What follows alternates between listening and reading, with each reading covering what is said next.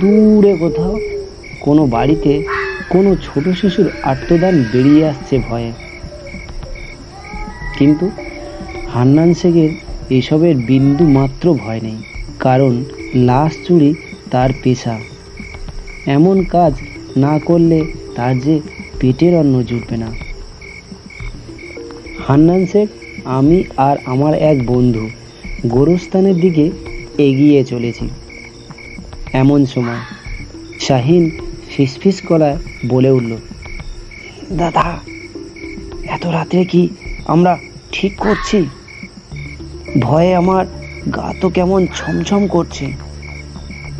হান্নান এক ধমক দিয়ে বলে, চুপ কর, পেটের ভাত জোগানোর কাজ করতে ভয় পাস কেন? লাশ চুরি কোনো নতুন ব্যাপার না।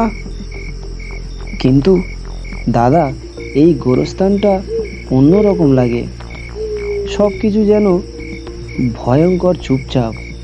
আমি বললাম। হান্নান হেসে বলে,